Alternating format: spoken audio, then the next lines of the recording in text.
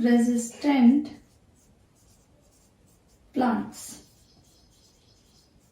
ठीक है, और इसमें हम एग्जाम्पल पढ़ के चलेंगे किसका, बीटी कॉटन का, बीटी कॉटन का। ओके, तो होता क्या है, एक बैक्टीरिया है जिसका नाम होता है बैसिलस थुरिंजिएंसिस। ठीक है, एक बैक्टीरिया है जिसका नाम है बैसिलस थुरिंजिएंसिस। ठीक है, इस बैक्टीरिया की बच्चों एक प्रॉपर्टी होती है, इसके अंदर एक ऐसा जीन प्रेजेंट होता है जो इंसेक्टिसाइडल प्रोटीन को प्रोड्यूस करता है। ठीक है, इसके अंदर एक ऐसा जीन होता है जो इंसेक्टिसाइडल प्रोटीन को प्रोड्यूस करता है। क्या मतलब है इस बात का, इस बात का मतलब है कि एक ऐसी प्रोटीन बनाता है जो इंसेक्ट्स को किल करता है। इस बैक्टीरिया को उस प्रोटीन से कोई नुकसान नहीं है, इसकी बॉडी वो इनएक्टिव फॉर्म में होता है, लेकिन जब भी वो टॉक्सिन किसी इंसेक्ट की बॉडी में जाएगा तो इंसेक्ट क्या हो जाता है, उसकी डेथ हो जाती है। ठीक है, किस तरीके से, इस बैसिलस के अंदर एक जीन होता है जिसे बोलते हैं क्राइजीन। ठीक है, क्या बोलते हैं इसे, क्राइजीन। ठीक है, ये क्राइजीन क्या करता है, एक स्पेशल टाइप ऑफ प्रोटीन को फॉर्म करता है। ठीक है, जो कि टॉक्सिक नेचर की होती है। ठीक है, क्या करते हैं, क्रिस्टल प्रोटीन बनाता है। ठीक है, और जो कि कैसी होती है, टॉक्सिक क्रिस्टल प्रोटीन बनाता है। ठीक है, बट मैंने क्या कहा कि ये जो बैसिलस थुरिंजिएंसिस है, इसके अंदर ये टॉक्सिन इनएक्टिव फॉर्म में होती है। ठीक है, कैसा होगा, इनएक्टिव प्रोटॉक्सिन की फॉर्म में होता है। ठीक है, यानी कि इस बैसिलस थुरिंजिएंसिस को इस टॉक्सिन से कोई भी नुकसान नहीं है। ठीक है, तो अब इसकी ये खासियत देखते हुए हमने क्या किया, देखो ये बैक्टीरिया क्या कर रहा था, एक ऐसी प्रोटीन बना रहा था जो इंसेक्टिसाइडल है। ठीक है, एंड हमें क्या चाहिए, हमें ऐसे प्लांट चाहिए जिसपे हम पेस्टिसाइड्स को ना यूज करें, बिना पेस्टिसाइड्स को यूज करें क्या हो जाए, पेस्ट अपने आप मर जाए। ठीक है, तो हमारी भी नीड थी। ठीक है, और हमें एक ऐसा बैक्टीरिया मिल गया जो इंसेक्टिसाइडल प्रोटीन बना रहा था। तो हमने क्या किया, ये जो जीन है क्राइजीन, इसको हमने अपनी क्रॉप में यूज किया। ठीक है, हमने क्या किया, ये जो क्राइजीन है इसे हमने अपनी क्रॉप में यूज किया। हमने क्या किया, with the help of recombinant DNA technology हमने इस जीन को पहुंचा दिया हमारे प्लांट में। ठीक है, फॉर एग्जाम्पल हमने अपना लिया कॉटन प्लांट। ठीक है, और क्या किया हमने इस प्लांट में, अपने क्राइजीन को पहुंचा दिया। ठीक है, अब हमने क्राइजीन को पहुंचा दिया यहां पे। अब ये प्लांट क्या कर रहा होगा, ये प्लांट भी क्या करेगा, यही क्रिस्टल प्रोटीन बनाना शुरू कर देगा।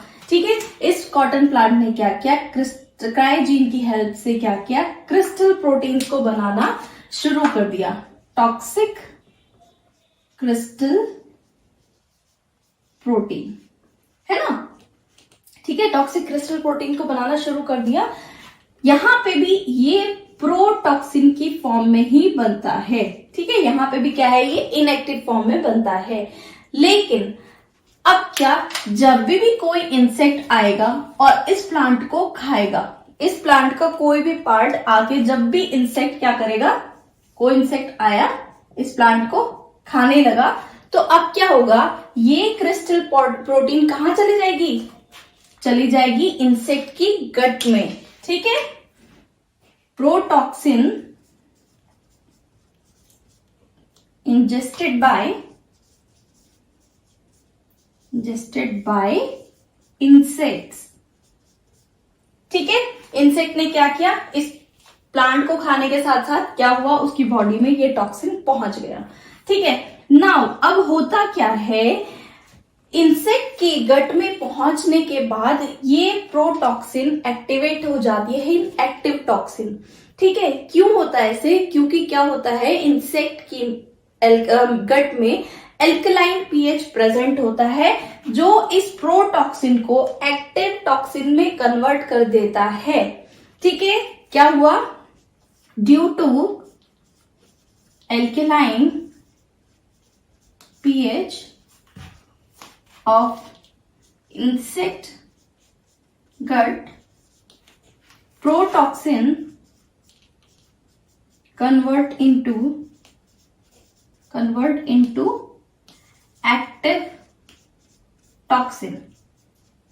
ठीक है, अब हमारी टॉक्सिन क्या हो गई, इंसेक्ट की गट में गई और एक्टिव हो गई।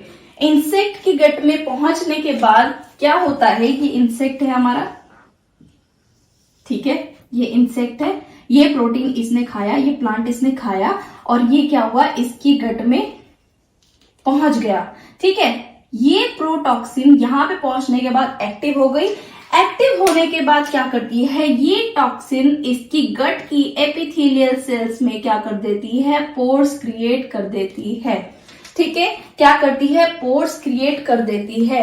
और अगर इसकी गट की एपिथेलियल सेल में पोर्स हो गए हैं तो उससे इंसेक्ट को क्या नुकसान होता है, इंसेक्ट की सेल्स में present molecules, small molecules, ions leak होना शुरू हो जाते हैं। अब यहां से क्या हुआ, सारा इसका खाया पिया क्या हो रहा है, लीक होना शुरू हो गया। तो अल्टीमेटली क्या होगा, अगर सब कुछ खाया पिया इसको मिल ही नहीं रहा है, जो भी ये खा रहा है इसकी बॉडी में पहुंच ही नहीं रहा है, यूज ही नहीं हो रहा है, लीक हो जा रहा है, तो क्या होगा, अल्टीमेटली इस इंसेक्ट की डेथ हो जाती है ड्यू टू स्टार्वेशन, भूख से। ठीक है, तो ठीक यहां पे भी ऐसा ही हुआ, क्या हुआ, प्रोटॉक्सिन एक्टिव हो गया into active toxin and active toxin create pores in epithelial cells of gut। ठीक है, जिसने क्या किया,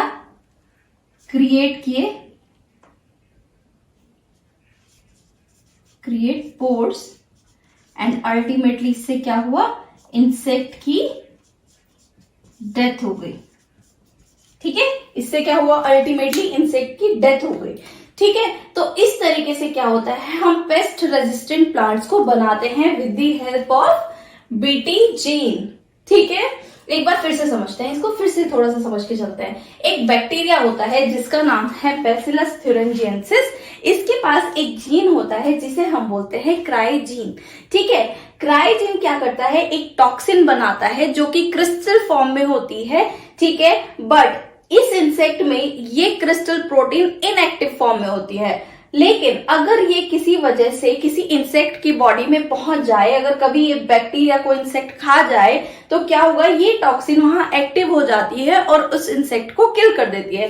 यानी कि इसकी प्रॉपर्टी कैसी हो गई, इसकी इंसेक्टिसाइडल प्रॉपर्टी हुई।